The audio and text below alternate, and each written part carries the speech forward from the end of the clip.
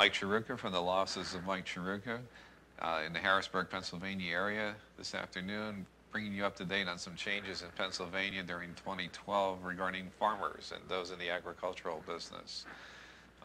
Many of our farm clients are very land rich, but don't have a lot in the way of cash resources or liquid resources. Often also have a number of children, but only one or two may be involved in the actual farm operations.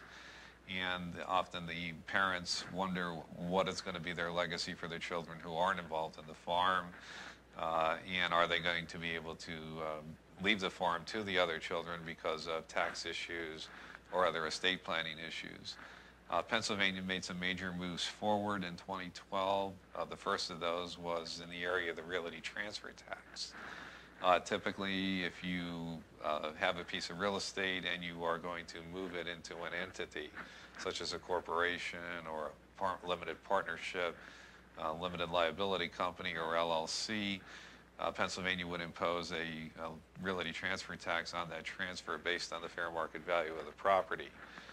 Well, in a major concession to the farming and the lack of liquidity, Pennsylvania enacted an exemption for the family farm or family agricultural business, where if you set up a limited partnership or another entity to transfer the farm to, so that the children or other lineal heirs can continue to operate the farm, Pennsylvania exempted that transfer from the realty transfer tax.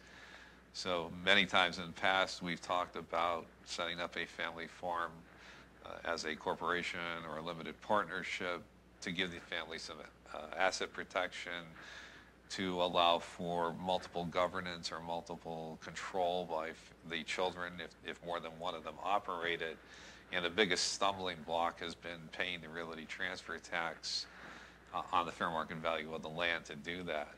Well, now that obstacle's been removed, and it really is exciting that we have this opportunity to help the family farmer in Pennsylvania now by allowing them to use many of the same techniques for estate planning that we've used for other businesses and other assets in Pennsylvania. Part two of this is the inheritance tax in Pennsylvania has often been an obstacle to family farms. Again, a lot of value builds up in the land. There aren't a lot of liquid assets often in the farm family. And when they leave the land to the children, all of a sudden they're faced with a huge tax bill just for the right to inherit the farm.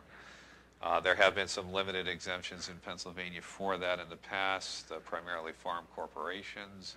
But that's now been broadened so that it can be left to lineal descendants or entities that are controlled by lineal descendants. Again, this is a major victory for families that are involved in farming or the agricultural commodities business in Pennsylvania. And it gives the opportunity that if you have not already transferred it into an entity prior to your death, through your will or through your other parts of your estate plan, you can now leave the family farm to the children or to the grandchildren or great-grandchildren, and they will not have to pay the inheritance tax on that, which hopefully will allow us to preserve a lot more family farms in Pennsylvania as we go forward. So again, if you're in the farming business and the agricultural commodities business and you have family members who are interested in continuing that business, two techniques allowed by Pennsylvania legislation in 2012 that will allow for a lot more planning opportunities for you and your family to preserve that family farm and preserve your legacy going forward.